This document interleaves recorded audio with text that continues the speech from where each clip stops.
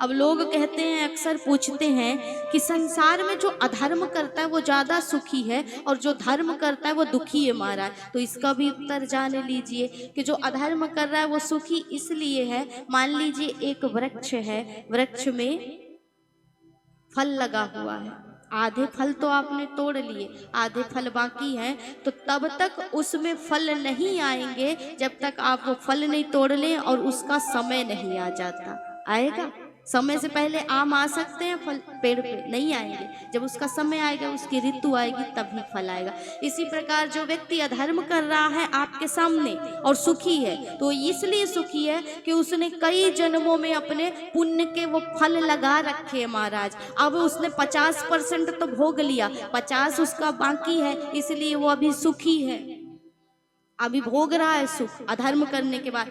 लेकिन अब उससे एक गलती यहाँ पर हो गई है कि इस जन्म में जो वो अधर्म कर रहा है उसका फल लग रहा है अगले जन्म के लिए, अब उसको अगले जन्म में भोगेगा ही भोगेगा। तो संचित कर्म में यही आता है कि हमने जीवन में जितने जन्म लिए होंगे उन पापों को इकट्ठा कर लिया, उन पुण्यों को इकट्ठा कर लिया। अब हम उसे किस जन्म में कौन सा पुण्य भोगेंगे, कौन सा पाप भोगेंगे, ये कोई कन्फर्म नहीं है, कोई फिक्स नहीं है। आप कभी भी कोई भी पुण्य भोग सकते हो, कोई भी पाप किसी जन्म में भी भोग सकते हो। तो कोई किसी को सुख दुख नहीं देता, जीव अपने कर्म के अधीन है, जैसा कर्म करेगा वैसा इसका जीवन होगा महाराज।